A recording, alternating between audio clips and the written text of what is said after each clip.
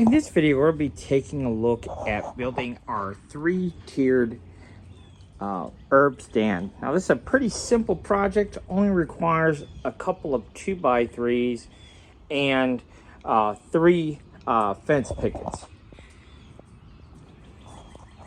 Now, what we've done here is I've cut up some of the boards already just to speed up the process a little bit, but I want to talk to you about some angles and dimensions. I think this is a simple enough project where you wouldn't necessarily need a set of printed plans, but like with all our projects, we do have a set of printed plans for just a few bucks on our Facebook store, which there is a link to in the description if you want a set of printed plans in hand.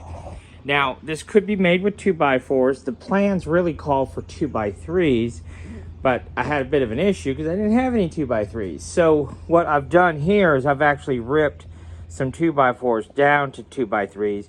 These I've not yet ripped. This is a full 2x4, but I am going to rip that down to a 2x3. Now, if you opt to go with 2x4s, there is one dimension, this dimension right here, that will differ. So just kind of keep that in mind. Because that dimension will differ a little bit if you decide to go with 2x4s. All right, so what do we need? We need 3 fence pickets. We're going to cut 23-inch pieces out of, and that's why it's 23 and not 24 or something like that. We can get 3 23-inch pieces out of one fence picket. So we'll need 3 fence pickets cut down, and that will give us 9 pieces. That'll give us a bottom and 2 sides. Now for the ends, we're going to go with 5.5-inch blocks. So I have enough scraps, keep all my scraps, specifically for a simple little project like this. So at any rate, that's what we'll do there. And then for the 2x4s, we need, these are 43 5/8. So I cut those to 43 5/8, and then I add a 15-degree miter on each end going the same direction. So that's parallel 15-degree miter. And now this piece here is 31 3/8, but it's a little bit different. It gets a 20-degree miter on one end, and on the opposite end, it works out to be 55 degrees. Now, my miter saw does not cut, there's not an option to go up to 55 degrees. There are a few models out there on the market that will do that. So, because mine doesn't, what I did is I just measured down from the top. So we're going to cut this end at 20. This end will be squared off. And then we're just going to measure down 3 5/8, scribe a line, and then we're going to connect the 2 dots, okay? And that's all we did here. And then that would be a 55-degree miter, but and then I just go ahead and whack that. I did go ahead and cut that with my miter saw at that angle, but I just held it in place and eyeballed it. You're not really supposed to do that. It's potentially a little bit, but literally I just held it in place just like that and whacked it. All right, so like I said, do as I say, not as I do type situation. You could just use a hand saw, a skill saw, or even an actual hand saw if you wanted to cut that, jigsaw, whatever, get that cut. All right, so what we're going to do now is I'm going to use my table saw and rip these to 2.5 inches wide. That's what a standard 2x3 is. So I'm going to go do that, and then we'll come back and obviously we got to put together our boxes. But I think what we're going to do is we're going to rip these to 2.5. Go ahead and assemble both of our leg assemblies now, and then we'll put together our boxes. All right, we are going to assemble some legs, and this is pretty straightforward. We're going to be using our 3.5-inch screws with a T25 bit, and what I'm going to do is I'm going to probably run one from the outside, so it'll go just like that, and I'm going to bury this a little bit so we get into this wood a little bit deeper. Then I'm going to come from this direction like so, and hold it in that way as well. So what I'm probably going to do is drive this one in first and then drive that one in. But like I said, I'm going to bury this one a little bit. So probably what I'll do is I'll pre-drill pilot hole and then go ahead and screw them in just like that. Now, if you look at the instructions, or if you have the printed plans, it will tell you from the tip right here down is 12 3/8, and you can see, surprisingly, in this example, it landed dead on 12 3/8. But another thing you can do to just kind of, and this is what I would recommend, is I've got my work table here. I know this is a 90-degree angle, so I've just put my front leg along that plane. You know, imagine this is the ground, and then put my back leg, and then wherever it connects, it connects. Now, like I said, it just so happens to connect properly. And what that tells you is I've cut everything, cut all the right angles and things. But to put it together, you can do the measurements, but to make sure that your legs are completely flat on the ground, this is not a bad way to go. And then wherever it ends up there, it ends up there. It's not that critical where this leg is placed, really. So anyhow, that's what we're going to do. We're going to put these legs together, and then there's some dimensions that we need to add to this board here, the front leg, so it'll be easier for us to place our boxes on our legs. So at any rate, right now we're just going to get our two leg assemblies together, and then we'll talk about what the dimensions are that we need to add. All right, so we've got our legs put together. You can see there's one leg, and then here's the other. And there's two critical dimensions here. So from our tip, we're going to come down to 12 3/8. And then from our tip, we're going to come down to 24 3/4. So our first box is going to line up here. Then our second box is going to line up here. And then our third box is going to line up down here. Now what I've done here is I've taken a piece of fence picket and I've cut a 15-degree angle on it. And so what we do is we line that up to the edge of our 2x3 here, and we line it up here to our mark, and then we just create a mark there. And now we have to do the same thing down here. So we line it up to our mark, we've lined it up to our 2x3, and we cut a line. And that's and then those will be our guidelines for connecting our boxes. Okay. Now the main thing that you want to do here is keep in mind that we need a left and a right. So here our kicker leg is to the left. When we go to do the right, we'll have to do the same dimensions. So we're going to come from this corner down 12 3/8, and then from that corner down to 24 3/4. But now our kicker leg is to the right, and that will give us our right and left sides, obviously, for our planter. So we'll get those marks put on our legs here, and then we'll go about assembling our boxes. All right, so just so you can see that we have all of our legs done now, marked up the way they need. So we got a kicker coming to the right, we got a kicker coming to the left, and we've measured down the 12 3/8, drew a line, measured down to 24 3/4, drew another line. So back over here, from that point, 12 3/8, 24 3/4, and there we go. So now our legs are complete. Now we just have to assemble our boxes. All right, for our box assembly, it's pretty straightforward. We're going to take one piece and an end here, like so, and we're going to use 1 1/4 screws to put it together. Or screws, I shouldn't say screws, I should staples. My narrow crown stapler, you could use brad nails here. So we're just going to run a bead of glue, staple it. So we've got our bottom here. We'll put on our two ends, put on our two sides. I mean, it's a little box. It's pretty straightforward stuff. But we are going to be using our Ryobi cordless narrow crown stapler for this with 1 1/4 staples. All right, so let's go ahead and put a box together and show you what it looks like when it's all put together. So as you can see, not much to it, right? So we put our two ends on, and then we put our side on, we use 3 staples on each end, and then I put one in the middle, one at this end, and one basically in between. Okay. One thing I will say is we do want to use ample glue.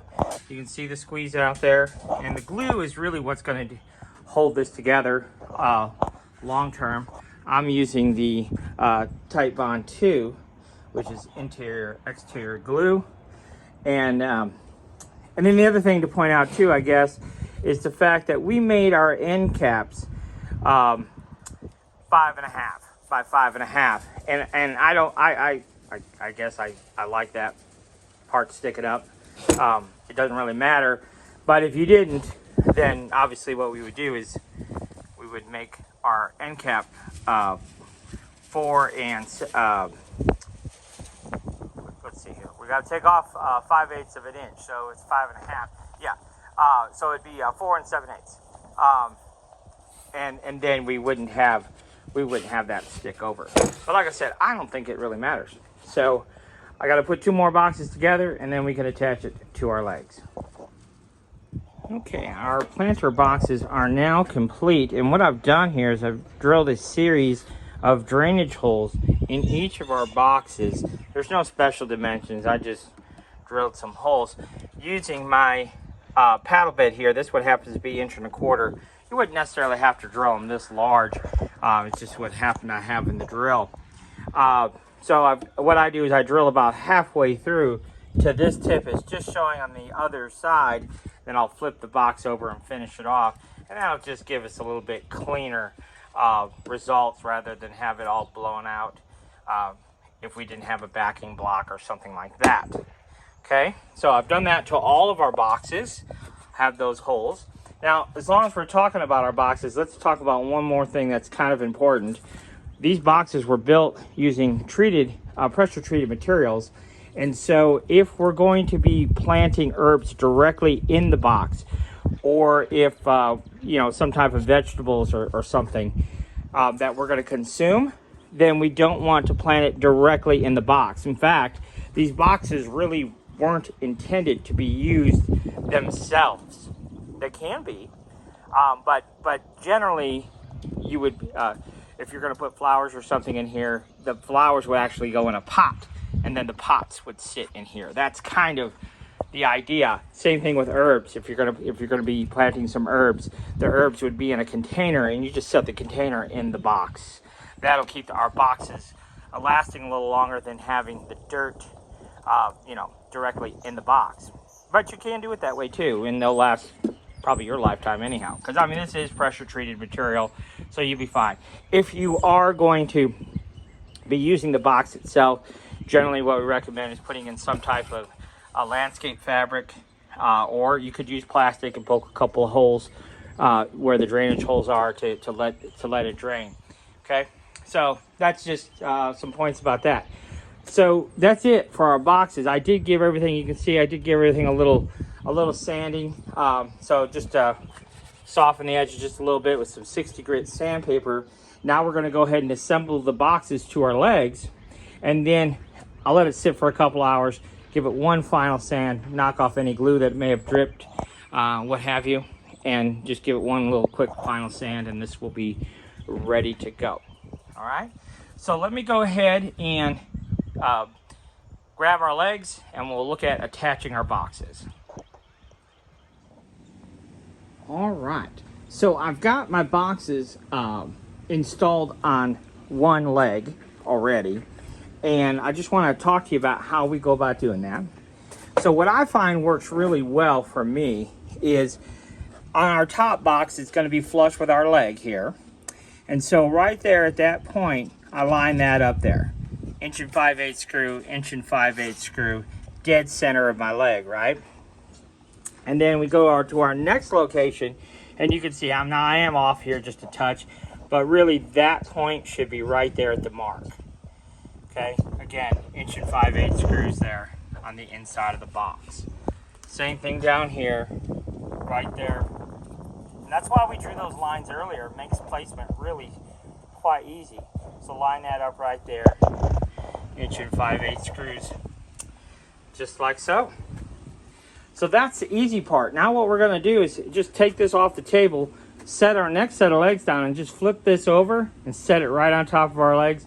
Line up our boxes to our lines on the other side of our legs, and that will basically be done.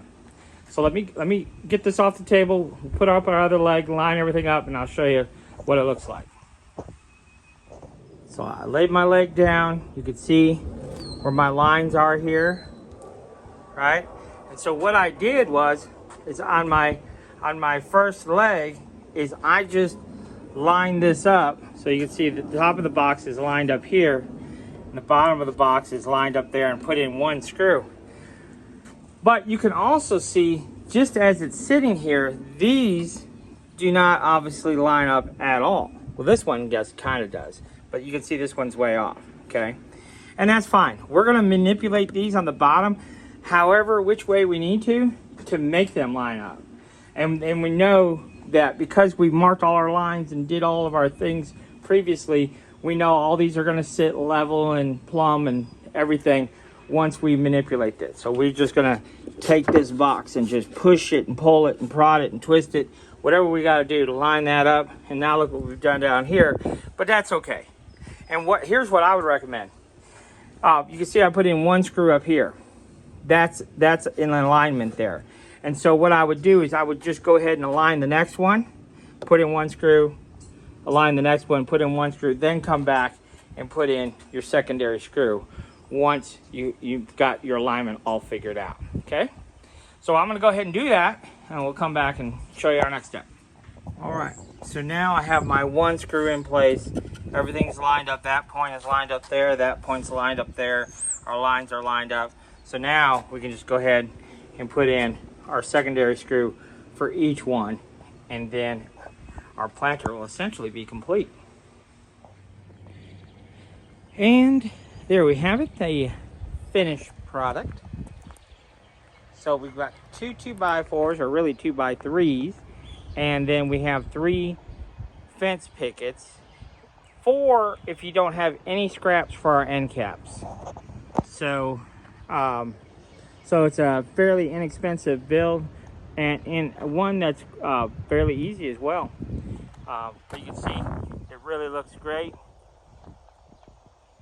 And just as a little side point, I've also made these where they just lean. So we don't have any back leg. They just lean up against a wall or lean against a deck railing or something like that, if you wanted to make a planter like that.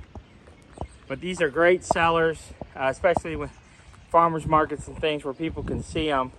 And you can do all kinds of things with these. You know, it's not just for flowers or just for herbs. You know, you could store all kinds of stuff in them, display various things. Great for vendors who are selling items as well, to showcase some items. So next to our little vendor stand here. So at any rate, that's it for this one. I hope you like it, and definitely like and subscribe to our channel, because we've got lots of more projects like these coming out. And again, there are, like I said, I think it's a simple enough project. You wouldn't necessarily have to have a printed set of plans, but we do have a printed set of plans available for a few dollars on our Facebook store, and the link is in the description below. Thanks for watching.